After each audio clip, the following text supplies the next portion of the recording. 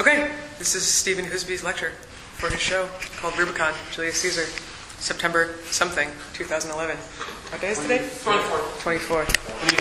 25th? It's sometime in September. I can't be sure. It's definitely September.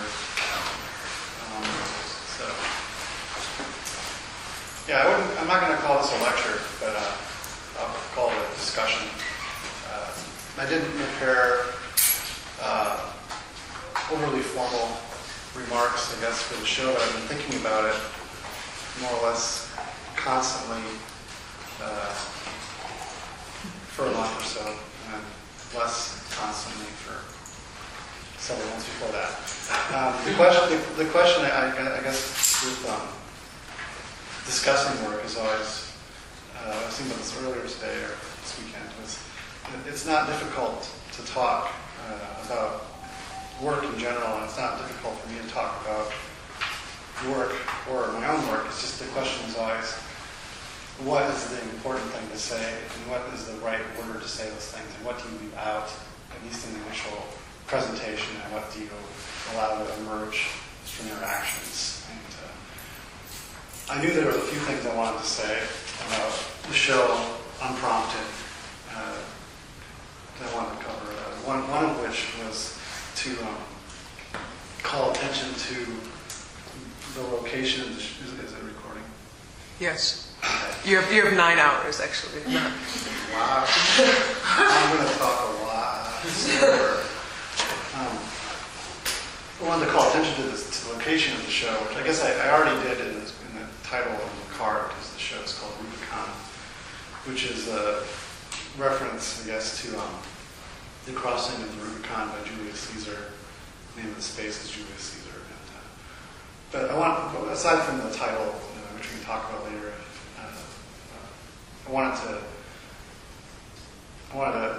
acknowledge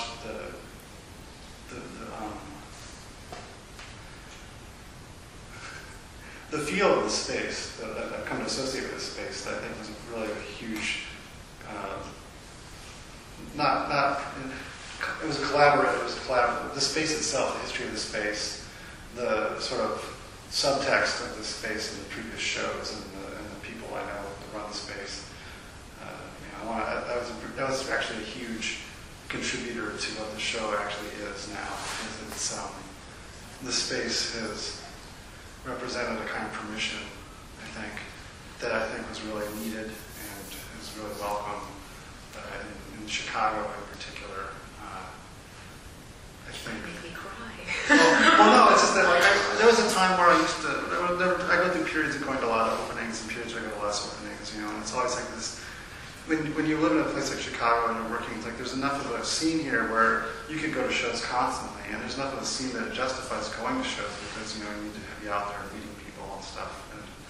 But at the same time, there's not an economic base that's super strong here to support a lot of artists only making work. So we all have day jobs. We're all working more than we'd like to probably, and so you guys are making these decisions about priorities about where you're going to go on the free time that you devote to going to see other people's shows and talking to people running spaces and that sort of stuff. And so it's always really exciting. It's been really exciting for me and really personally helpful, like on a psychological level. Whenever I can find a place where I feel really comfortable being on a social level, but also where I feel like the context is ambitious for work being shown there. It's supportive of artists who are taking risks, and it's not necessarily commercial. And where I don't have to make excuses or be like, well, this is pretty good for what could be. I won't really elaborate on that. But just the Caesar's one of the places where I always felt like it was a great place to be on a personal level, and it was also a place to see really interesting work that really, in a lot of ways, challenges my own commitments, my own aesthetic commitments, but at the same time comes from a place of seriousness and ambition. So I always, I'm trusting that it's not just cast off. It's not reactionary. So the fact of going to these shows here, not just this location, the previous location for several years, really kind of was part of a larger growth in my own work and in my own life, I guess, of trying to find a different solution to this question of what to say and the order in which to say it, and what to hold back, and what to let be part of the work, what to take responsibility for. I think that my solution prior to this show and a lot of my work, which I think is a valid solution, but maybe a little bit of historically, slightly, it can be anachronistic depending on how it's contextualized, but my solution to how to deal with this excess of subjectivity and how to make something useful and important out of it was to try to narrow what was acceptable for my presentation, to put very tight reins on what I would put out in the world, in the hopes that it would act as kind of something very strange that we juxtapose to other things. So something like a very geometric painting or a very a restrained kind of presentation that can then act as a counterpoint to what was more dominant, which to me was this is a time when there isn't any, to my mind, there isn't any overly compelling art historical narrative that says what is the most important kind of work to be making right now. So you're really it's a time of great openness, and it's also a time of sort of anxiety, because it's hard to know what to pursue and what to nurture and cultivate in your work and in yourself, and what to kind of put on the back burner or save for the private life, when anything you think about or anything you make or think about doing could be acceptable as a kind of content or medium for an art presentation. So this show is sort of my first attempt, I think, in a public setting to really try to reintegrate a lot of things which I had systematically excluded from my practice in terms of my public presentation of it up to this point. So I started teaching at the Art Institute on and off several years ago, and one of the first things I noticed was that a lot of my students were working with figure or working with representation. My first class, a lot of the students were younger, and I got the sense that a lot of them could address their concerns or the things that motivated them in ways other than just painting or figuration. And so I ended up encouraging a lot of students to work with photography because they were using photographs as references anyway, trying to get them to expand their idea of what was art-worthy or what was worthy of attention. And in the process of encouraging students to let go of their narratives or loosen their grip on the narratives that gave them security about their identity and what kind of things were interesting to them, in the process of doing that, I found myself starting to, it's sort of an inevitable thing. I think a lot of teachers have this experience, and I wasn't really surprised to be having it either. Just you start experimenting in your own studio in ways that you're encouraging your students to, just because you sort of feel like a hypocrite if you're holding on to something really tight, and you're encouraging our students to let go of to let their guard down. It's hard to keep doing that when they can go on your website at any time and see whether or not you're actually doing that yourself.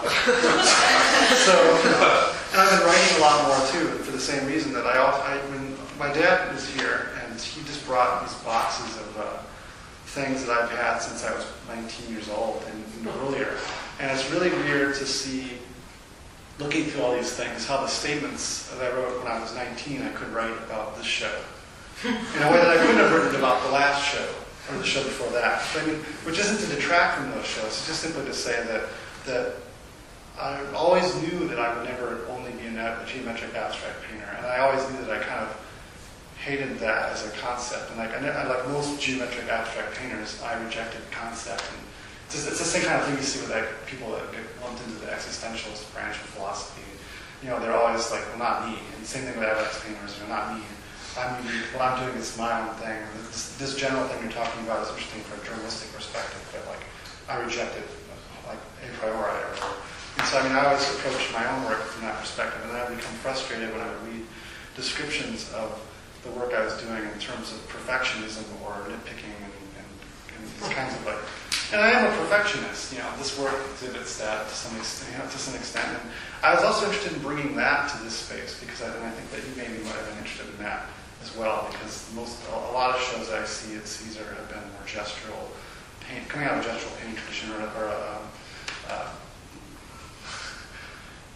what had come to be called relatively recently, the provisional painting sort of discourse. The implied heat. The implied heat of it. Yeah, I was interested in bringing the cold into this hot place, in part because I was always interested in doing with my work when it wasn't as polyvalent as this, was that I was always interested in knowing that the work I was doing at that time was always going to exist in a context where most things weren't like that. And so I was interested in that discrepancy, But this was a chance for me to actually stage the discrepancy within myself externally, so that I wasn't relying as much on luck and other people's perceptions of what was possible for the work to draw out those kinds of juxtapositions. I could actually stage the whole thing myself, which is sort of monomaniacal, I guess, but that sort of goes through the territory. I was thinking about this also. One of the things I wanted to talk about a little bit,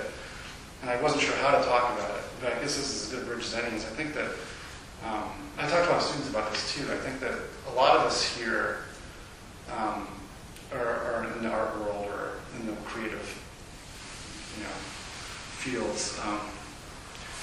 The perception from the outside maybe would be that we're sort of free and able to express ourselves, but I think that there's always this anxiety of this great editorial superego or edit.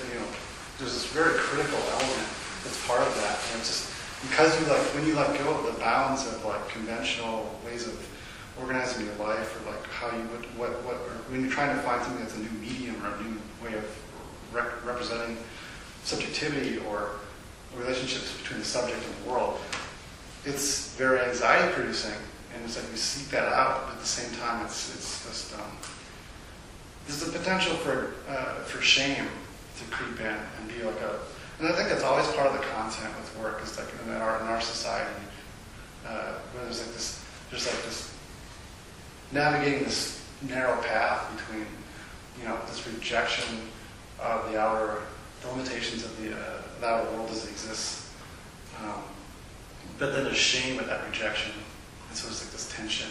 I think that came through a lot of my more tightly organized paintings. I think had some of that kind of resonance, or sort of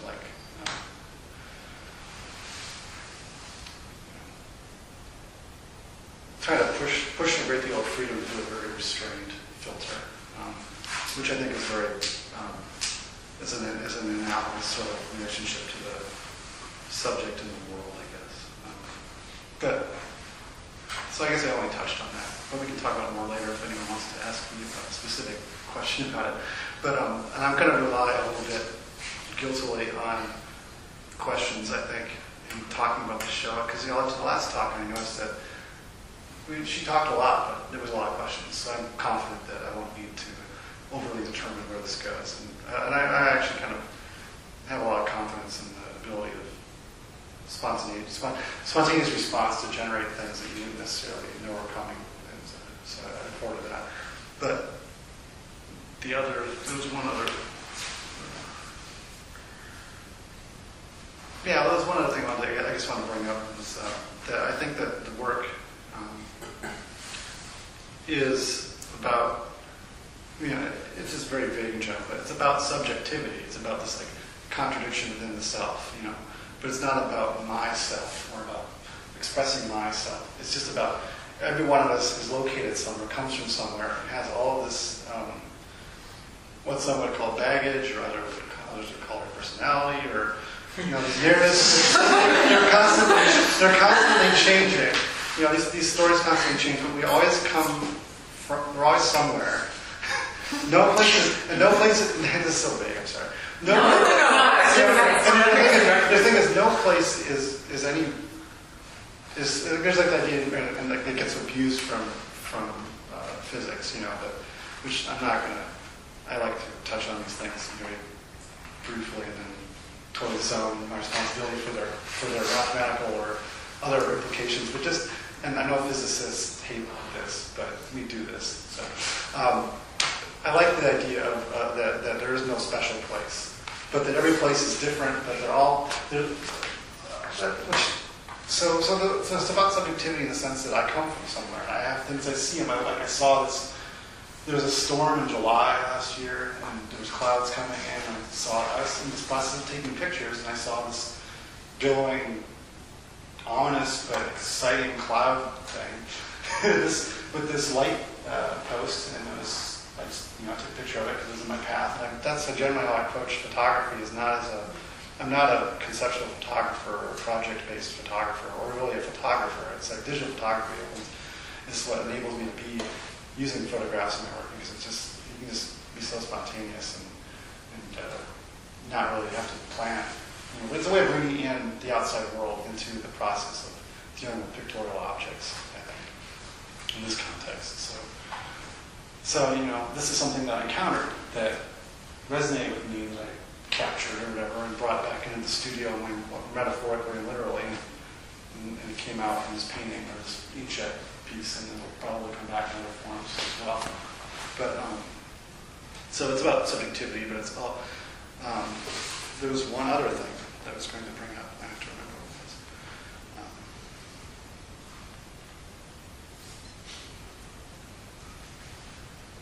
It's gone. It'll come up if it's important. It'll come up later, I guess. But sure. Can I interject? Yeah.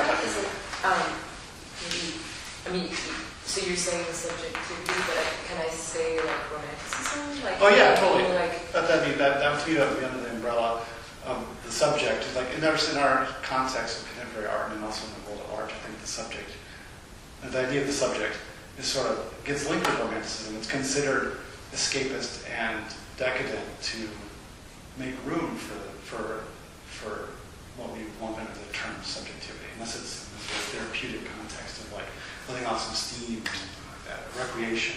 Right. And this is not about recreation, or I hope it's not about letting off steam. I hope it's about dreaming, sort of, or something more like that, which also can be characterized that way, but it's also about vision. It's about imagining. It's about imagination. This is a spontaneity of yeah. I remember now what I wanted. The last thing I wanted to bring up unprompted, which was that I've thought a lot about I've often put on a pedestal, as a lot of people have, the output of this 1960s, like in American art specifically. So, Morris Lewis, and then, post-minimalism, Donald Judd. This is huge. I'm just using it as a kind of signpost, But I think what's so powerful about that work to someone retrospectively, aside from the fact that it's so thoroughly canonized, but I think one of the reasons it was so easily canonized was it was this perfect moment where it was actually a collaborative project where there was consensus. It had the downside of consensus. It was like the last time when people of intellectual rigor could, in good conscience, believe that there was consensus. It wasn't really consensus, but it was like an appearance of consensus. But it allowed certain artists that were positioned in a lucky way for them to actually present subjectivity in a way that wasn't romantic. I guess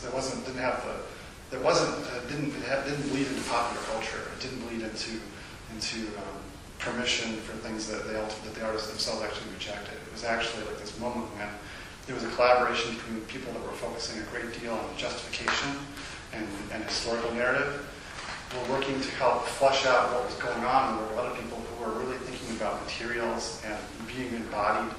And you get these gigantic paintings of almost nothing, where there's a document that's kind of opening up.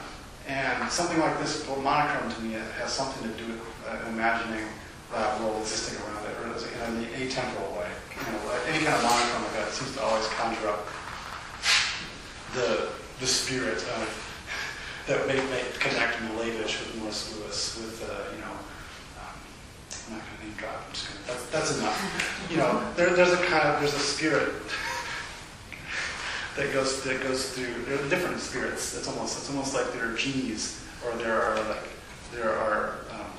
there's an animism, and these things manifest themselves in a way that's cross-temporal.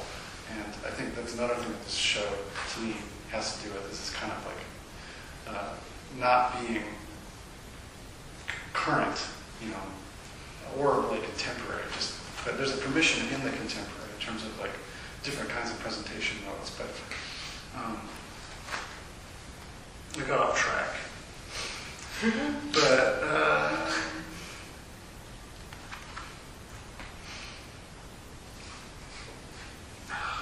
we're talking about why journalists was canonized.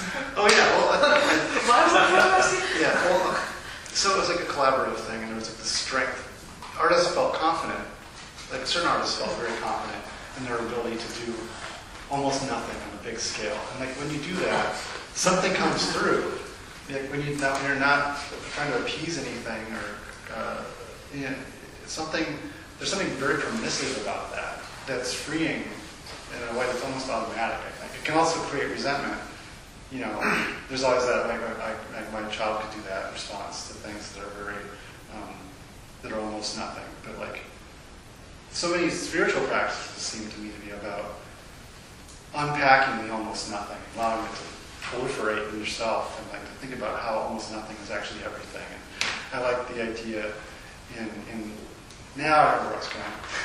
I like the idea in you know the physics of the last 100 years, I guess, that in addition to no location being as special, the other one would be that nothing is disconnected from anything else. Like everything, like I used to really think that recursivity was like was something that as a value judgment, the work that I valued exhibited recursivity or self-referentiality or mirrored its own conditions in a way that was very transparent to an informed person. And I liked that as a kind of contrast to, and a lot of people I think have liked that, as a kind of contrast to things which seem to take their context for granted and just act as if, you know, there's this song by Fugazi that has it's about, you know, in the lyric is something like ahistorical, you think the shit just dropped out of the sky. It's like my analysis, you remove the crust from your eye. It's like that. I think that's like an endemic within the freedom of the contemporary. That's one of the pitfalls, is that there is a great deal of permission to not examine. And so I like, as a student and as like a young artist, I think I really admired the artists that seemed to be, you know, historically aware or tried to be historically accountable. But now I get this feeling that recursivity it's a necessary condition, but it's an unavoidable condition. You know, and it's a property of the reader, of the viewer. It's something that you bring to the situation, you unpack. It's not something you have. There's not any point to me right now in trying to be self-consciously self-referential or recursive. You know, because I think with a sensitive viewer, I think it's pretty easy to see how most things, everything that exists is part of the same web of things. And so that's not the sufficient, you know. So what's sufficient to me has to do with representing the contradictions in a way that's resonant. So it's more like something to do with poetry than it is to do with being rigorous, I guess. So I guess with that, I'd open it up, you know, provocations and questions and whatever. Is that explain it?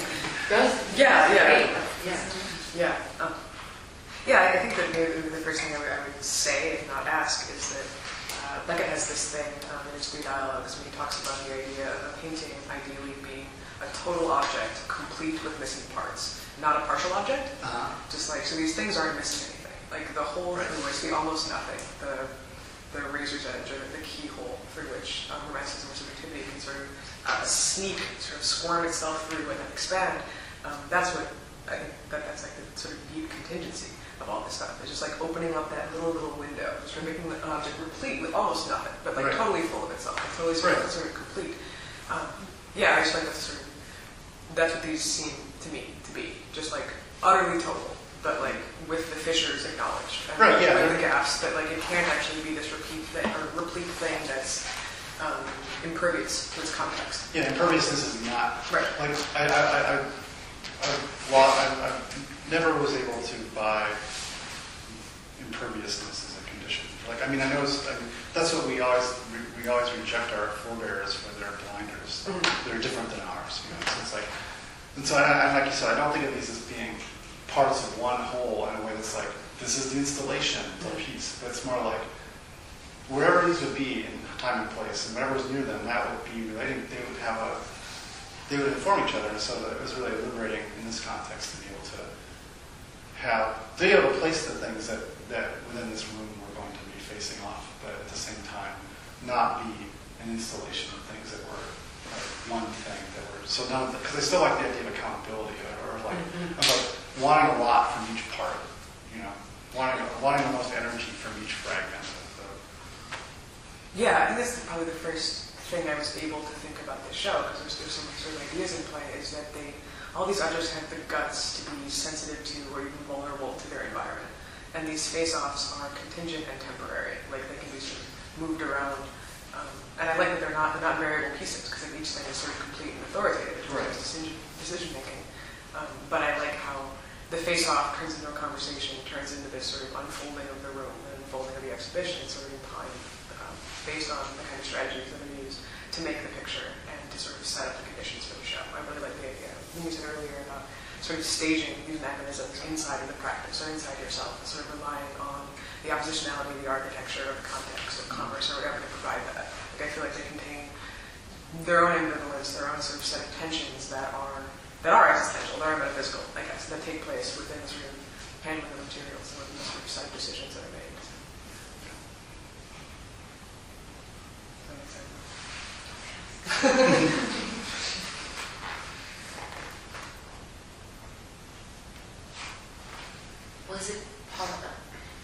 Is it possible to go real low for a second and just ask you about the frames, the borders, edges of the paintings?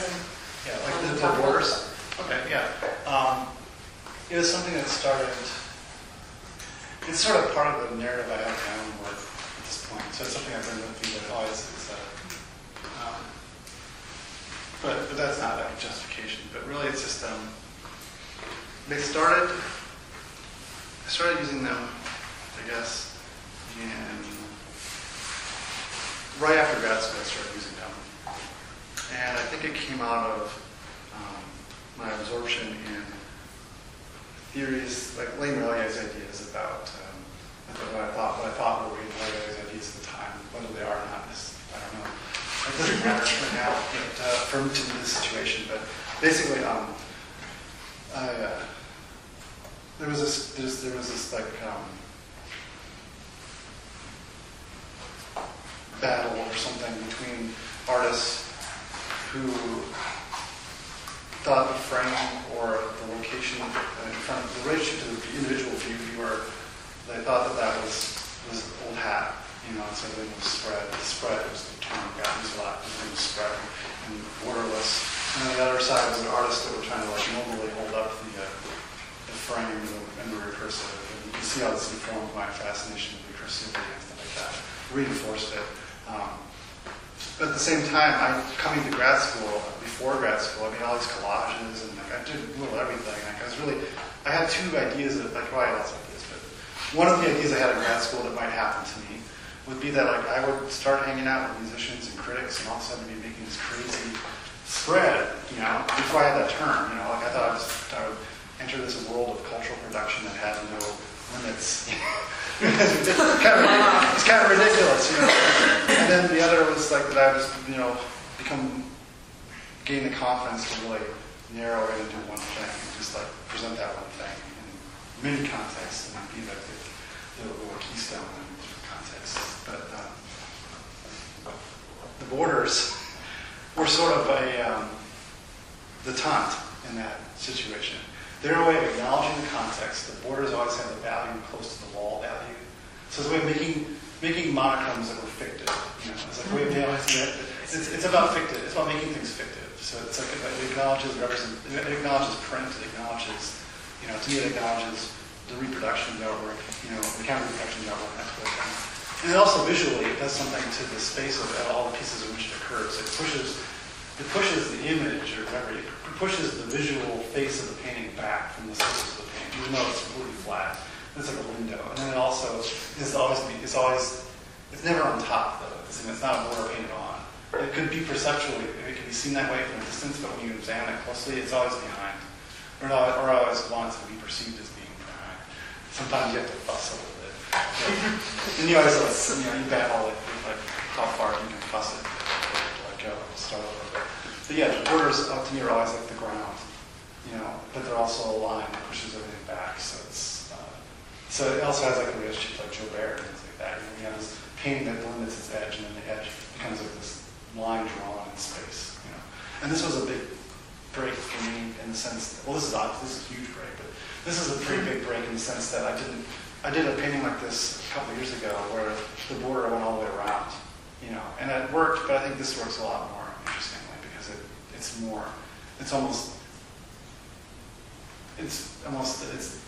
de-fictionalizing itself. So it still has that kind of that ambiguity at the top and the bottom, but then it's like it becomes like a lumen or something like that, where it's like actually pushing out more.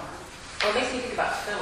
Yeah, exactly. Film right, yeah, exactly. The negative, or like, I thought this is having something to do with like cinemascope, or like a negative, like a film strip. There's like the top and bottom, the cat. What do you call that? The leaders. The leader, yeah. Not the leaders, but whatever those are. Yeah, the margins. I mean, margins. Yeah, sprockets. Sprockets? Sprockets? Okay, so, because then there's the sprocket holder. Yeah. Okay, sprockets. Okay. If not, Well, yeah, and on the screen too, if you have the bars. Right. Yeah, we're so used to seeing these bars on everything. We never see. We're mostly show this either online, or in magazines. Like before I got to school, there was always magazines,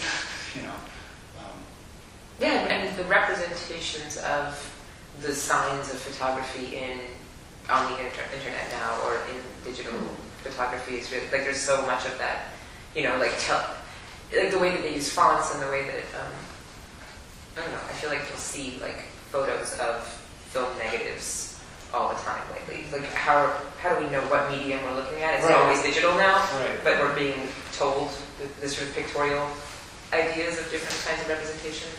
Right. Film or photography. Well, it relies on the credulity in the reader. Because everything can be finally manipulated through digital means now. And we experience the primary means to which we experience so many things at distance is digitally filtered. So. Yeah. So when you say fictive monochrome, are you referring to that kind of fictiveness, or are you referring to the fictiveness of the meaning of the monochrome, like the sort of subjective history of? I think I'm mostly relating to the literal, like fictive.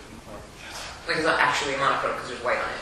Well, yeah. Well, it's not actually a monochrome in the sense of like a Lachenko, like that it doesn't go to the edge. Like it's actually an image of itself. It's got border. Right. So it's yes. But I think that it has soul implications as well. I think that right. Okay. I kind of ambivalence or kind of what's it? Is that it?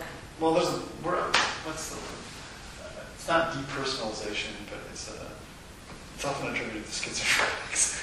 There's this kind of out of the body kind of feeling that is, like, I think, is very much part of the experience of the contemporary these representational things. Dissociative. Nice. That's what I'm thinking. Like, there's a dissociative quality of these in the borders, which I think lends in this kind of ambiguous feeling, which I also, in relationship to exhibiting rigorous things or rigorously tight, controlled things in relation to things that are less technically or seemingly tightly controlled, that was also me about creating a dissociative event in the real space. Like, I always thought about it in terms of punching a hole in the room. This thing that was so even and nameable, and parts were easily described, and you could draw a sketch of it later, and you could repaint it, and it becomes like a monochromatic field of light. The real space creates its own relativization to the light hitting it, but I was interested in that with things like this, where it's like a hole in the room, and it's here and it's not here, It's like the monolith in 2001, it's a monument, and it inspires some kind of weird kind of one-to-one body window portal relationship, which is going on between these two, but then it's also a window, like a portal, like right. An entry. The way that I experience that is that I have not stood in front of it yet. Right. I only approached it obliquely. Yeah. I think out of nervousness or unease or something.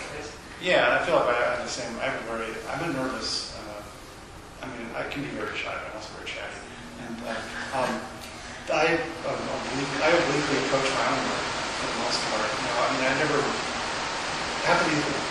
I like the idea that paintings exist in spaces and you come and go, and sometimes you have moments with them, but sometimes it's like people. Sometimes you have really good conversations with this person, sometimes you don't. But you just accept. There's acceptance in the air, and you allow your response to be fluid. Right. So, you don't force yourself to go. No. Totally. Yeah, it's not coming and you have to stand in front of this thing in the middle and look at it till you get it. Right. It's just here. It's in your space, and it's like that. That's enough. Yeah. And your response to that is whatever it is. I really like when you talked about the face-off and sitting here looking at the face-off of these two objects and these two objects. This appearing to be not manipulated. For the most part, not. So, in its pure form, and with this monochrome, it's like purity and form in contrast to the activity and pattern, and that facing off to manipulation and layers of imagery, like with photography.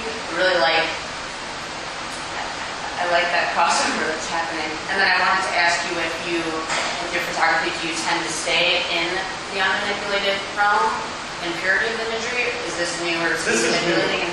This is new in terms of work I've done since I got to Chicago. But I think in my life, there was a time when I was much more just anything goes. So this is sort of allowing me to draw on design, my inner designer. I love designing the part for the show. That was very enjoyable. But yeah, up until recently, when I was starting to dabble in photography again, I was trying to not manipulate them too much, or have them feel like they weren't manipulated, I guess. Right now, I'm in a very in-between point. I don't know where it's going. I'm thinking about all different things in relationship to what to use the photography for. Because I don't think I'll ever be a photographer in the sense of presenting a show of photographs, because I don't feel I have the training or the tool, familiarity with tools, or the kind of relationship to people to be able to stage whatever I want. It's always going to be kind of on the cuff, kind of snapshot, like this movie or this is an odd combination of things that I can bring in the studio and treat as like something to juxtapose other things.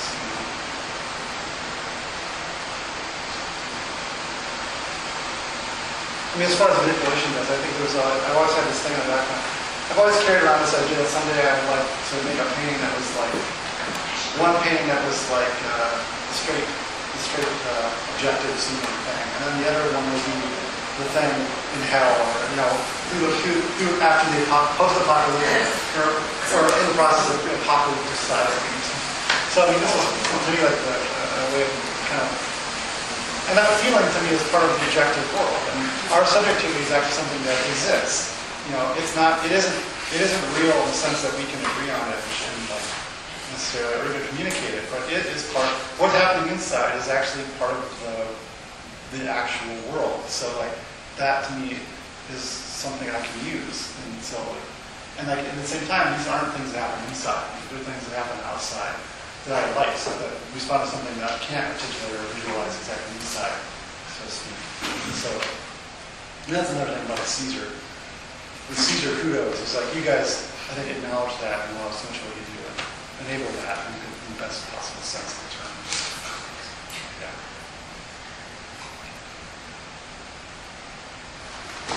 Wow, there's a lot going on there.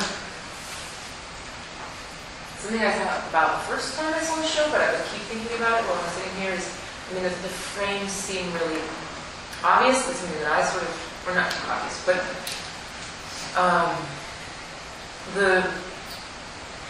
the narrowness of this painting and then the jamming these three paintings together. Yeah. The other thing that you're ending up with, and maybe because this one goes, when you hear about the film, kind of a lateral movement of it, the other thing you're ending up with is the gutters. All right.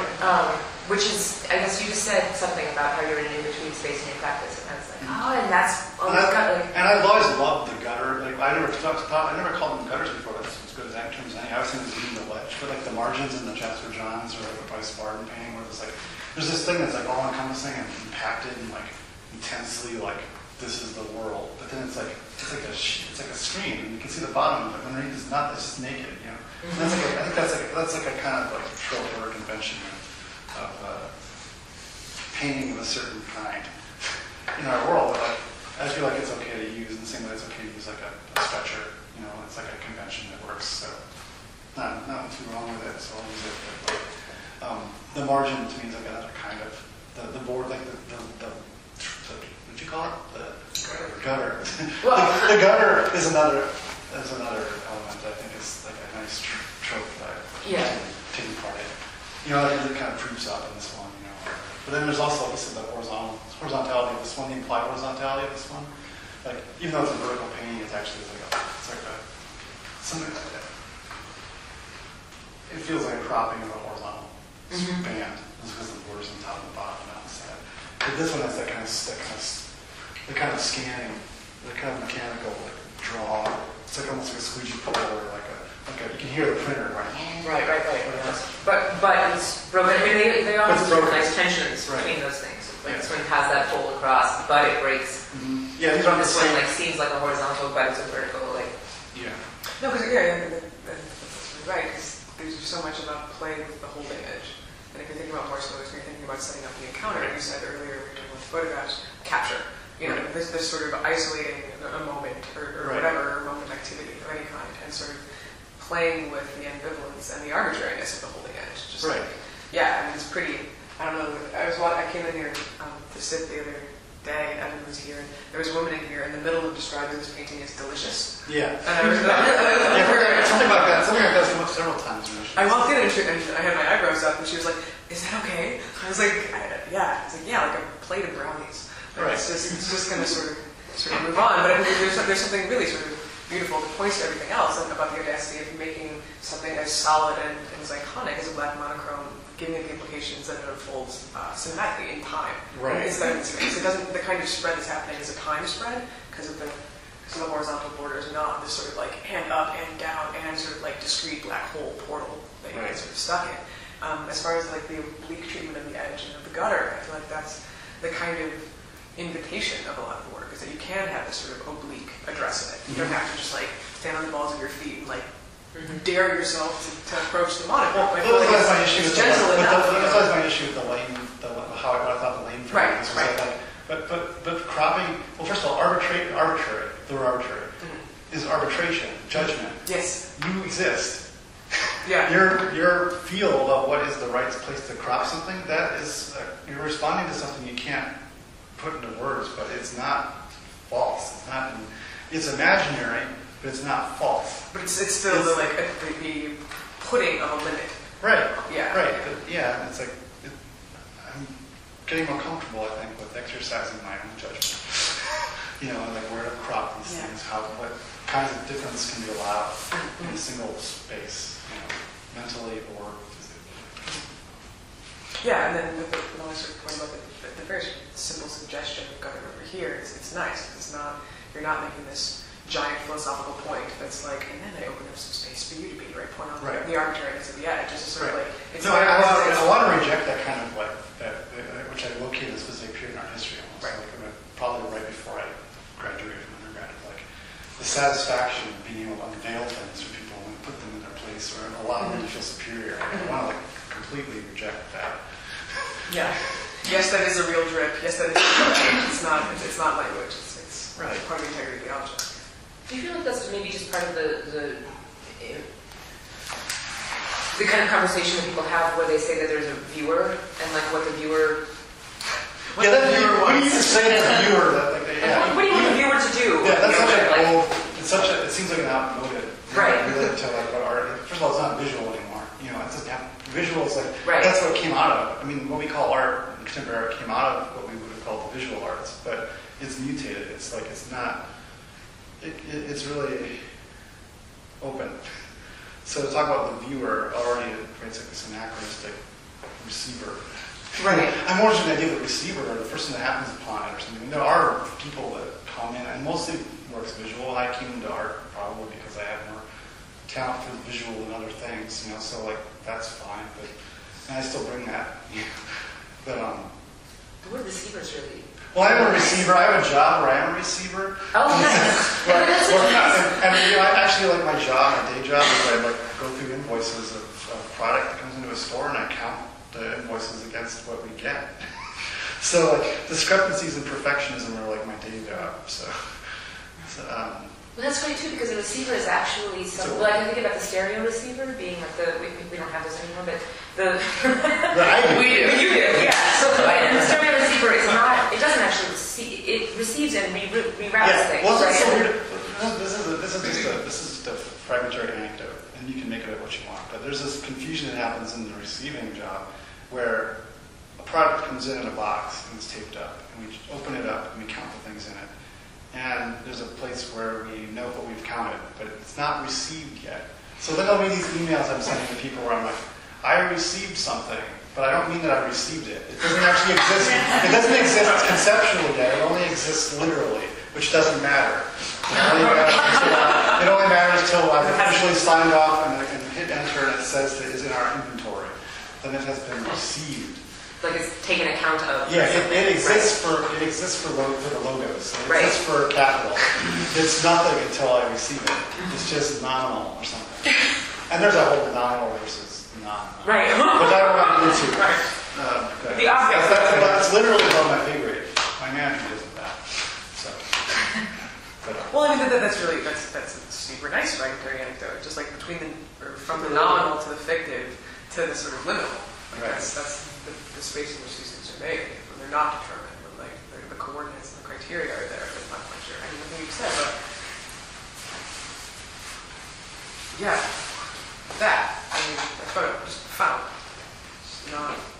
I mean, that's when you're taking these snapshots from the outside world, they're received in that way. Right. It's like something happens. And I mean, it's really. You have this I was trapped into photography. photography. Like I used to take photography. When I was younger, much younger, I used to actually. I want to be a photographer, but I want to be a painter, and so I took photographs, and it was more like, I'm taking a photograph, you know. So, and they were actually much worse than the photographs I've taken recently, you know, because I was less experienced. So. But the photography, the recent photography, I eased into it from a process of 2 years before that. I was getting a cell phone for the first time. I had a camera on it, just making visual notes of things in my life, and I need to remember that pattern. Because a lot of the patterns, a lot of the things I use in my work, like that's another thing I think I'm creeping towards. Is I think I'm going to find greater strength in my work by actually acknowledging explicitly that these aren't about look at this cool pattern I invented. It's more about look at this cool pattern in this format, in this place. It's not about. I mean, I altered this traditional pattern somewhat, like this eye shape is something I haven't seen in this kind of a form. This kind of a pattern before, but it's basically just this hundreds-of-year-old scalloped pattern from Asian art, more or less, you know. So, and you know, my older paintings began a lot of times out of fascinations with things I'd seen in industrial spaces, you know, and like seeing these kinds of overlaps between the look of like Kenneth Nolan and Kenneth Nolan mostly, and like trucks, you know, and the kind of weird baseness of these places I would see these forms, but then there was a relatedness to it between like those images on trucks were meant to imply kind of progress and speed and like power and force. I think they're not supposed to just they're not meant to diminish. They're meant to kind of like show it. The truck, they're supposed to visualize the truck going from point A to point B, and it's where it's seamless. You see a film of a plane going on a trip, and you see a little stripe following the plane. You know, and I was interested in that connection, I guess, you know. But you had mentioned this photo, and this photo, I was telling my stepmom about this photo before. This is my stepmom. That's Carol. Before the talk, I was talking to my stepmom about this photograph and how this came from a bouquet of flowers I bought my girlfriend, Audrey.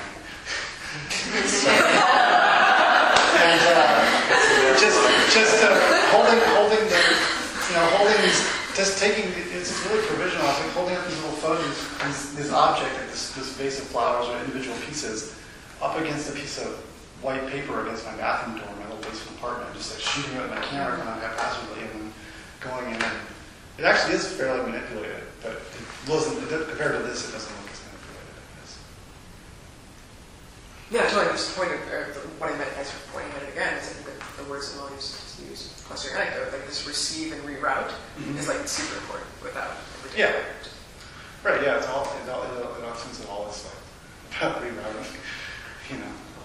I think that's so, I mean, there's so digesting or something, or like taking in and then spitting out in some other context. But it's so nice that you're using words like receiver. I mean, I use words like digestion. And like regurgitate, but it's not, you know, I poop. But like, you don't poop, you output, you know? Extrude. Unusable elements are extruded. Scientifically, clinically. Yeah. Catalog appropriately. But it's also within the tradition of, I mean, I don't know, I'm reading The Garden Peckshake by Flaubert, and they're copyists. And like the copyists are borrowing the scrivener, or, you know, that sort of like, or we were just talking about illiterate monks just copying the forms. Right, well, yeah, that's so much about this kind of painting. This kind of painting is so much of that. Is about just like following through and allowing the anxiety of the following through and the insecurity of it to just show it as like a trace in the process, you know. I know it's somewhat tangential. Yeah, well, no, it's But I gave myself, I quit composing for a while in the actual painting things and just allow myself to have like a sort of routine and allow the routine to be the guide and then allow the, whatever happens on the surface in the process of carrying out the routine to be like what gives it any kind of, it's not just the pattern, it's the pattern painted by off hours with a small brush on the canvas. It's really sensitive to touch, you know. Yeah, it's such a painting, even this one. I mean, it isn't, I was asking myself the first time, just like, how much are you in service to the pattern, I guess? Just like stepping the conditions, making the pattern, making the plan, can anything else happen in the thinking? What transpires when you're actually in process? But it's touched so specifically. That it's not, so like, I think that you're just saying that like, it's the guide, not, it's the guide, not the map. It's just like, here, follow this, and you can, you know, it's an occasion. Like, It's the an pattern is an occasion. occasion. I think an occasion is really a good word to use for, you know, you might mean it really. This is all occasion for sort of, you know, encounter the individual things that kind of became these things were occasions. Yeah, and it gives up that information very obliquely and beautifully, I think. Just like, it isn't a slavish relationship to manufacture any kind of image or any kind of fictive situation. Does anyone want to talk that isn't yellow? We would love that. Do you think of these things as like journalistic or kind of narrative paintings in some way? I wouldn't call them journalistic. Or maybe the difference, yeah. There is always a narrative. There's always a narrative, at least for me. Yeah. But like this, I don't think that they have an objective. Or I don't think that I concern myself with there being a foolproof narrative that's attached to them. We're pretty open as far. But like there are, my narratives for the show are like, well, there's this face-off between this narrow blue painting and this, you know, this kind of deathy, but warm black void painting. You know, like it started out with a visual juxtaposition, which interested me. You know, and at the same time, there's like these analogies between the little points on this stalk and the points on this, you know. But it's fairly, I mean, to narrativize it is just, it's sort of like, in this instance, would be just like showing the work, but it's there. It's there in a non-narrative way, actually. I think almost like it's sort of a structural relationship rather than a temporal.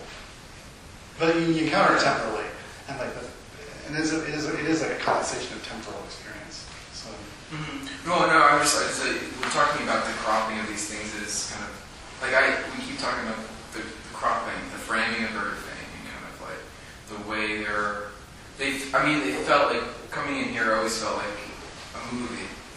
We've already said that before, but I think like also movies are like referential to the outside world, and I'm just kind of reiterating and what everyone said, but I'm just like the way we're talking about them is like you mentioned fictive, and like so maybe it's not. Maybe I'm also trying to say or ask is like narrative as versus the cropping, because you also mentioned right at the end before we started asking questions about poetry though too, and also like how we place things on the page, in the margins, or across the margins and things like that. And I'm kind of curious as like how you're, well, I'm also kind of going in circles in my own head, is the framing as your subjective point of view, and then also like considering that as like, I found this thing, this is really cool. And that's why I brought in journalistic in some way, or diaristic maybe is more apt. I think that's something that's come up before recently, and I think that in some ways there's I would hesitate to call it diaristic, but I think that there is something like a diaristic impulse which I've allowed into my practice, which was excluded previously. There were things that always interested me that I always looked at, but I didn't have any place for them in my painting, so they would just sort of like disappear.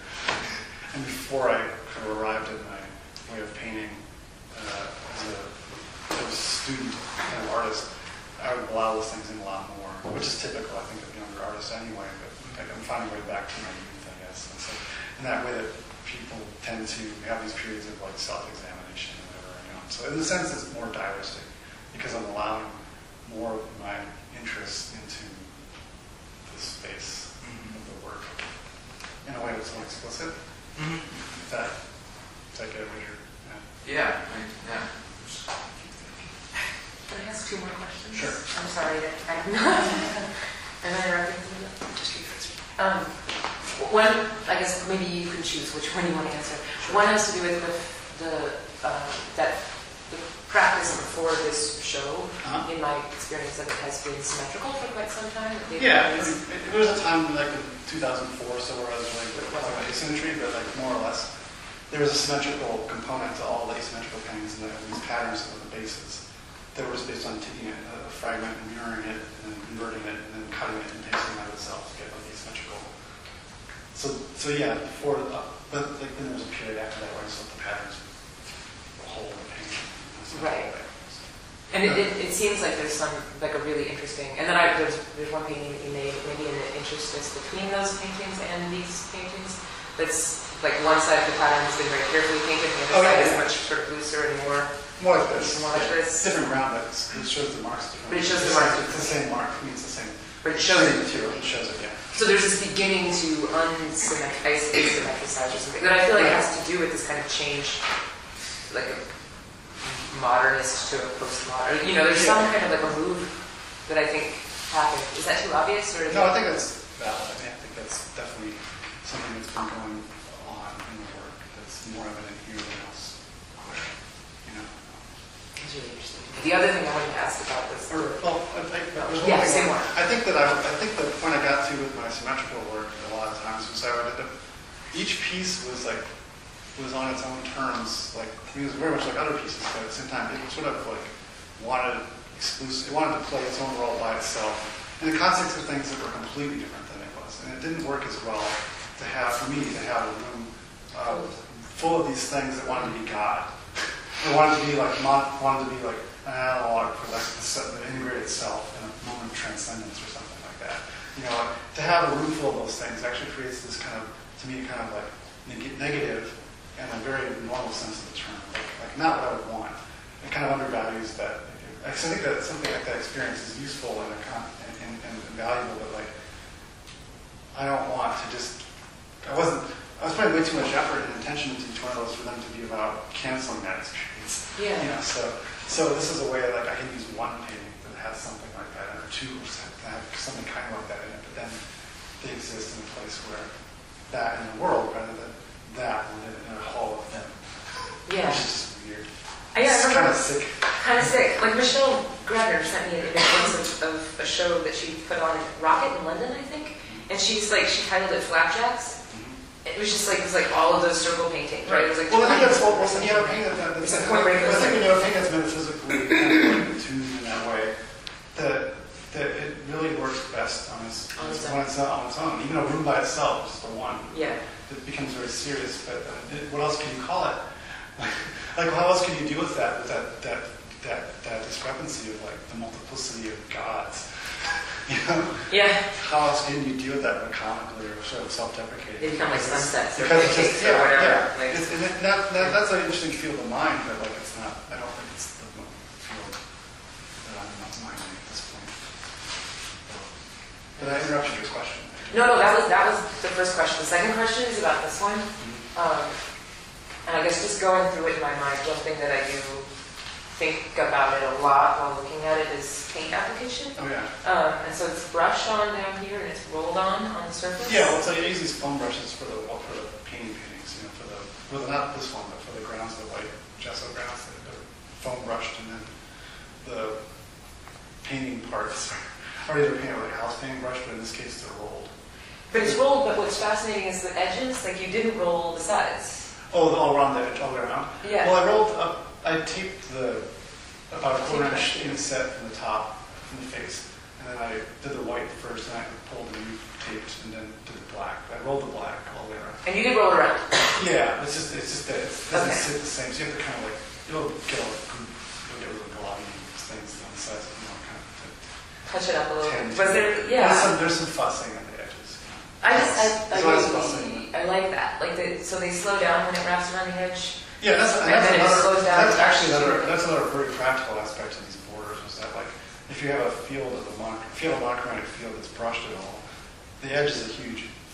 It's actually like a technical problem. Like what happens to the brush when part of it starts to go off the edge, it becomes chaotic.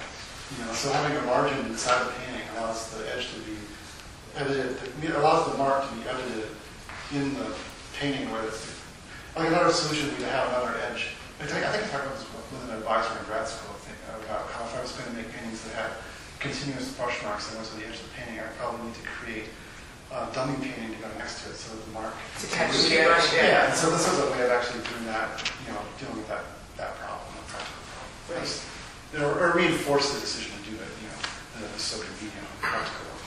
Yeah. That's how those things tend to go. The practical seems really important to me. Well, yeah, you have to make do. Yeah, right. That's a huge understatement. You really have to, or you're going to do with you. I keep thinking about the whole carry water, chop wood kind of concept within here, with like these two pieces really being like the venue towards like transcendence of these two pieces. Oh. If that makes sense, like within the practice of this piece and like the human interaction of making it kind of leading towards this moment, and the same recognition of moments and like your own processing of that, manipulating to this one like simplified moments. Well, yeah, I kind of think of it being like, I think I mentioned this earlier in relation to like the painting that was like the straight painting and then the one that was like the apocalyptic painting. I think of it in terms of like, one painting is like the literal, like, responsible painting.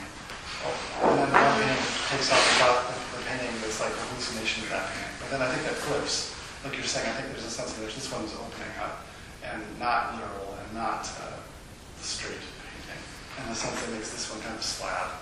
But I think it's a relationship because they're kind of mirrors back and forth. But I think on the front end, I think that this is the one that's like this is the one that's with us now in an address, and this is the one that's like starting to like bubble up and disintegrate or something. Is that kind of? Yeah, I guess I'm just saying it like seems like it. The goal is a spiritual goal. If that makes sense. Yeah, except that. You can accept that? I can accept that. Well, yeah, I mean, I think that, like, if there's a spiritual investigation or a spiritual goal, instead of this kind of, and just the beginning of all these questions, but what I'm sort of interpreting this sort of, like, hardness and the symmetry of your older geometric paintings being is, like, negative theology. Oh, yeah. All of And these, always, like, and that always dumb, attracted howling gods, and I was just looking at its dollars so I could see the pyramid. Right. This sort of, like, stupid, seeing eye of the pyramid, just, like, Right. and sort of pointing out so vigorously and so viciously at everything else around it. Just like, this is the final to which all things fall or something. Right. I feel like any kind of, I think Veronica picking spiritual is really the right word, because there isn't a theological system in place. There's an annotated historical system in place, but not one that, like, needs to be completely kowtowed to or accepted wholesale. Just like you're taking I want to find a place for the impulse towards the spirit, yes. but I don't want to give in to any of the temptations of specific systems of like nailing it down. No, totally. Like I like Buddhism a lot, but then I actually start to like read about plurality of like, I guess I would call from the outside like the fantasy life of that mindset, and it's like I don't really need to acquire this. This isn't going to help me at all. It's just like it's another story. It's not. You want to read mythology to me, I guess. And I come across with very offensive statements. So I don't know if I talk too much, but basically, like I mean, you reach a point in your youth where you go to college or whatever, you see like, oh, there's all these religions. And they all it's totally banal, so I don't want to overstate it, but just what do you do with that reality? Do you try to do you pick one and like try to justify it and rationalize it, or do you like try to open to all of them? Or there's all sorts of pitfalls, It's like this. I think art is kind of like we're on here on Sunday. Yeah. A lot of people said this is like our church. So. Well, yeah, You're on a nice hard bench. Yeah, I know.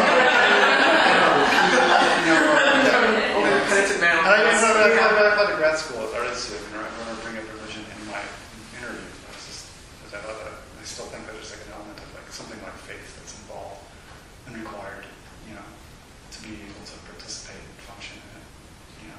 No, totally, and that's kind of that's really nicely put, and it's sort of like about the total object completely missing parts. Just like there are what squeaks through those fissures, like belief, faith, investigation, process. All these things can squeak through without having an intact theological system in place. Right. Because it's trapped, and you become in service to it. Right. And that's something that I'm not feeling here. You're just I've always the utility. or service has been always like something that has been a problem. I was anxious over, like there's the portrait of the artist is young man, Christina Davis is that the character, where when you working in a world that values work and values like it's sort of inevitable, but you can come to identify yourself as being devious or wrong by virtue of wanting to do something that was not an option that came before, and like I think how we like address that on a personal level is really important, like how whether we decide to identify ourselves as demonic because we want to express whatever it is we're dealing with, or whether we try to find historical. I think the 60s example is a time. It's both freeing, but it's also like when it becomes an anachronism in the present. It's like looking to Michael Fried or someone like that to tell us what's relevant or something. It becomes really about shame, for subjectivity and shame for your own responsibility and like making meaning and accepting your limitations and embracing them as present and useful. So. And having a healthy sense of mischief, or a healthy Right. sense of trouble. Yeah, mischief is so Yeah. Yeah, that's a good word. We had this conversation in our seminar the other day about faith. We were reading about testing, and Avital Linnell, she's writing about testing, and she writes about how there's this moment where, I don't believe it was happening. Wasn't it happening in class? Anyway, there's this moment where, I don't know yet, wait. It was just a really great way to think about faith for me. I was like, faith, yes. It's like you test and there's this kind of sort of I'm just going to characterize it. It opens sort of up like a desperate juggernaut of trying to understand something, but as you're trying to understand something, you're kind of destroying it and it's turning against you. And that faith is a kind of not knowing, and is a kind of stupidity in that process, but it's actually the only thing that allows for any kind of forwardness or transformation or whatever. Like, because if you're testing, you're constantly sort of digging yourself a hole that won't. If you're testing, you're testing. You're not actually dealing with the thing. You're in the grips of the testing. That's the spirit that guides you, and that's the spirit that consumes you. And that's the spirit. And it's its own spirit, actually. It's not exactly. It's the kind of possession, you know. Right. I think there's all sorts of possessions that happen all the time, and it's a matter of like choosing which things you give yourself over to, and being judicious and trying to be studious and, well, excuse me, the wrong word, just trying to be respectful and sensitive to like the spirits that'll help you, so to speak. I don't want to be too literal about it, but, you know. No, that's the thing. I mean, that's part of what she's writing about too. Is that one of the characteristics or co-extensivities of faith is that it resists the test. Like, right. Any test, it's just like it's this is a part of the opening up that going to Caesar was also concurrent with me. Was like getting interested in these really crazy ideas that were not responsible, and that I would never teach students. But then I always think about, I'm just going to use. So the next teacher, close your ears. Turn the tape off. Like the title for the show, like the prompt for the title for me was, which it's not what the title is now, but like a prompt was we watched this movie called Collapse about this guy Michael Rupert. He's he can be categorized as a conspiracy theorist, I guess, maybe. But he wrote a book about 9/11 called Crossing the Rubicon, you know. And I'm not going to argue for it. I've barely read it, but the idea that he wrote this book where there are these ominous things afoot that he talks about, you know, in relationship to like responsibility. Let's not go into it. At any rate, I opened myself up to lots of things in terms of like ideas I was willing to entertain, you know, and I've opened myself up to the possibility of being irresponsible, I guess. Or change your notion of responsibility right. in some way. Yeah, and I mean, I guess I didn't even bring that up at all, so that's sort of awful. well, no, because I mean, can I turn that in a direction and because I don't know. turn it to happy, healthy trouble and mischief. Yeah. well, Turn into that. Can I turn it to Sonic Youth? Okay. Because that was my sort of first feeling about the show was like it's so Sonic Youth, and that the wit and the mischief and the like elegance of. Well, there's a lightness to their production, but it's also really turgid. Yeah, so there was that affective sort of collision, totally. But then there's also just the I have read the liner notes for Daydream Nation like over and over again, and the sort of like the attempt and I think success of Daydream Nation to somehow I think be irresponsible or do mischief in a way that was like exactly right, like it had just the right tone of like both teenage liberation, teenage revolution, and also it's already been packaged and sold back to you. Like they did both in this really like hot sort of crazy tension, cold. You know, it's just like, and I like that reference, and that one was really. And I think that's maybe like what you're finding is like that sort of like there's so much responsibility, but it's like well, you can't just like follow. You can't just shut out choices either. You know, you can't just like you have to like. I mean, you can, but like that has its own cost. You know. Right. So. Right. Like New Wave was like something I thought about as a musical analogy for how I was painting in the past. Like when I started using tape and stuff like that in my life, it was like started listening to New Order, thinking about these punks that started using synthesizers. You know, like the camp of that, like the role playing of putting on a suit when you're really just like on fire. You're just like right. And like I was like interested in that as like kind of like this is a kind of like example of that. Is that something like that spirit? You know, and I was like to see how long I could hold on to it at the same time, knowing all the time it was like this is a kind of persona I'm using. It's not me. Right. It's not the work. The work is like it's a phase or something. It's useful. It's a reaction, and it's like a clearing the slate, but not really. It's like No, you're not. I just think it's like a pulling, it's a kind of rigorous experiential process or something, right? Like putting the cork in, for a very long time. Right, let the pressure build up. So Yeah. Yeah, exactly. Yeah. Using a constraint to find out what comes out. Right. Like a sieve or something like Yeah. that. And then once you've done that, you can only do that for so long. Right. And then it has to go somewhere else because you're actually using it for something. Right. It was a means. Right. It wasn't a means to an end or whatever they say about that stuff. It wasn't an end in itself. Right, no. Yeah.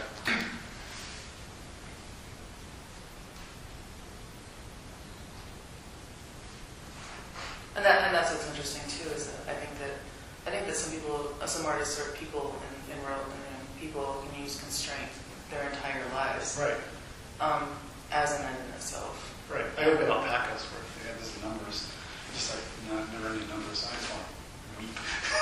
I couldn't live that life. I mean, those really, I think because I flirted with that in my own work. And the idea that actually living that life to me would be really, I don't know if I could do it. I'm sure I couldn't. I'm sure most people couldn't. So. No, you're totally right. I'm just like, Maybe most people think the most artists. if you have the same stoppering for long enough, and you can boil and fizz and burn, but eventually the thing goes flat, and you're used to it, and like a new set of restraints need to be added, or a new set of, somebody needs to shake it again. It's not Yeah. like, I'm the guy in the suit. Eventually, if you stop, eventually you are that guy. It's Exactly. not like, Yes. yes, yeah. If Yeah, you just throw out what you've slipped out, you throw that away, then you're just that guy, and there's nothing there anymore. Right, and like there are reunion tours where Johnny Rotten goes around and tries to scream again, and you just can't. Like, and that's the thing about avant-garde, any sort of cognitive dissonance, right? Yeah. It's just like raw cry is great when you're 17, and then Well, R.E.M. just broke up. sorry. R.E.M. just broke up this week. What? Sorry, are you serious? Yeah. They're not dead. They're still around. They're good artists. They're still good artists. They're all going to make. And they just broke up, like Yeah. 20 years. 30 years. Yeah, we're older than that. Nirvana's just 20. I know, it's so old.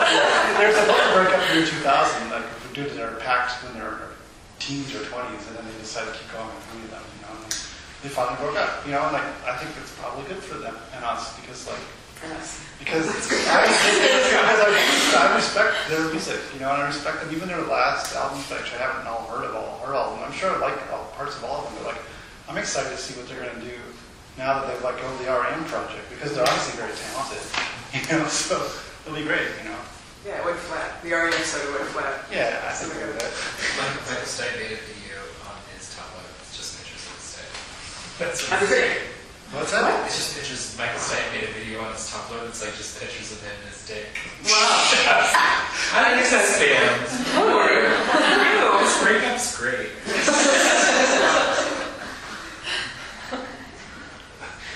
Sorry, I didn't know that. Sorry. Yeah, I know. All the structures collapse. R.E.M.'s over. Sorry. We should get more Johnny next time.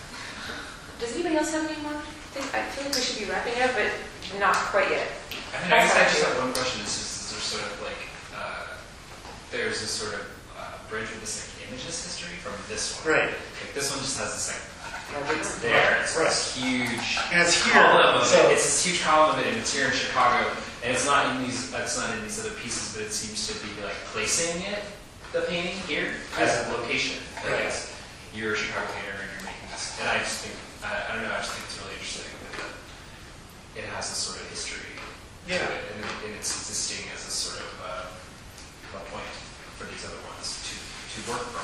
Right. So it becomes interesting in that structure of the show. Yeah. Don't need to add that. Alright. Except that, like, I think that part of this opening or like allowing things and accepting things is about accepting that I actually am in Chicago and I've been here for 10 years and I'm in Chicago now. Like, it's not a fluke. It's not like an accident. It's like there's something about me that fits here and that works here, and like I can use those things. And like I like that part of Roger Brown. It's like the stacking cloud stuff. Like I like that a lot. I don't love the images as a whole necessarily, but like I like things about their work, and there's things about their work that like resonate with how I work. And so There's something interesting about them, of when they existed and how they were making these images against what became this one narrative. Right. So the narrative I was valorizing earlier. Yeah. Yeah, the other side of the Exactly. 60s. Yeah. Yeah.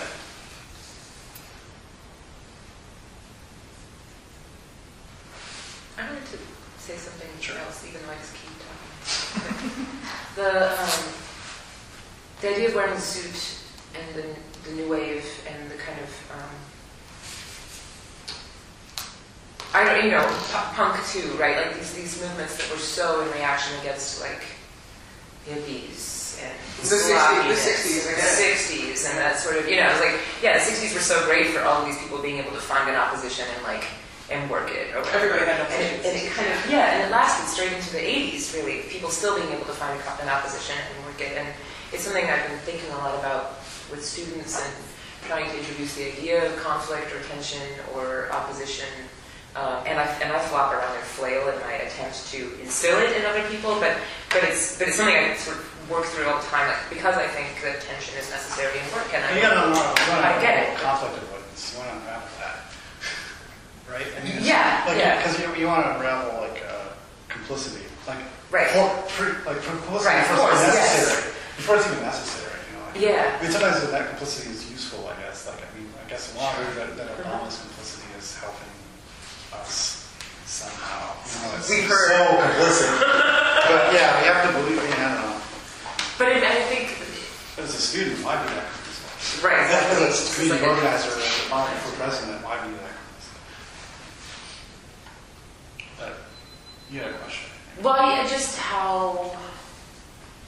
what I think I mean, we sort of talked about, like, you know, doing the super rigorous thing for a really long time and then letting it go, but maybe I was just wondering, like, how you teach that, or how you think about that, or how you think about, like, because wearing the suit won't necessarily work, although maybe it would work again, actually, because everybody is like a telecommuter wearing jeans these days, or, you know, maybe the suit is actually a good thing. There's an oppressive casualness sometimes. You know? Right, yeah. Like there's also shame, you know, like shame of having an artistic persona, or shame of having like, I don't know, standing out. It's like, where's people, where's workers, whatever we are, Right.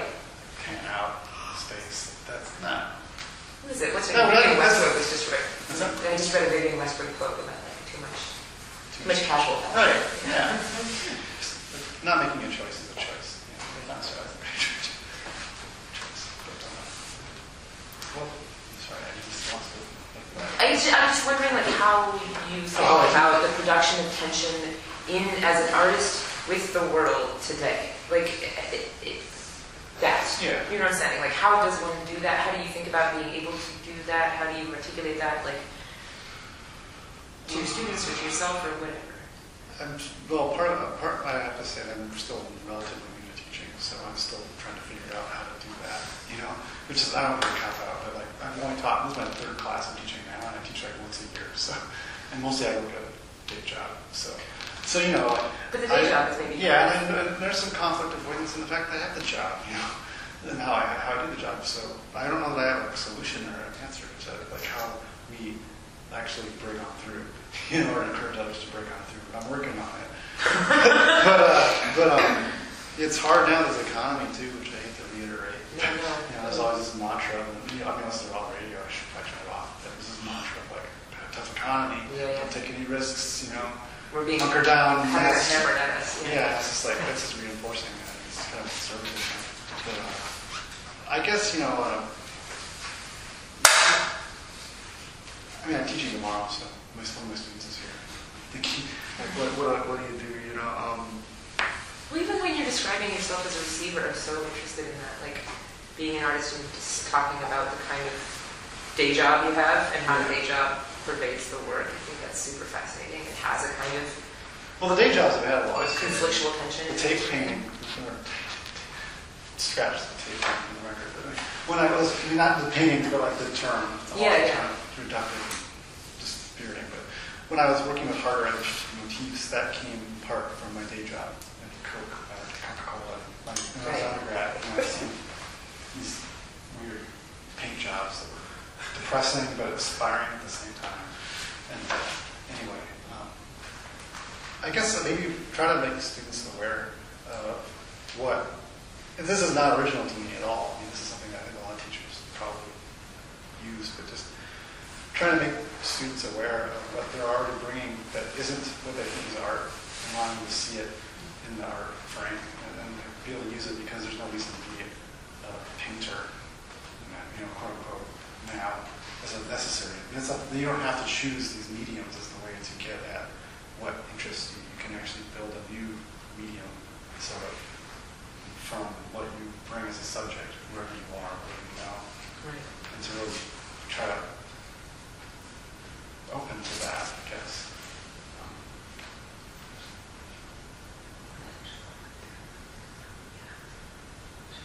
I think we should leave it right there. That was beautifully done.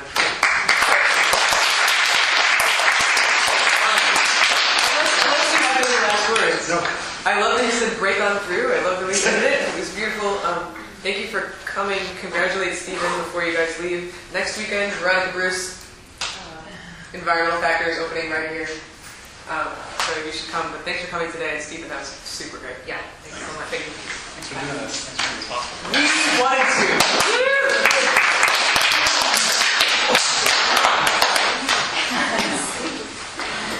All right, and it worked. So nice. Yeah, dude, super good.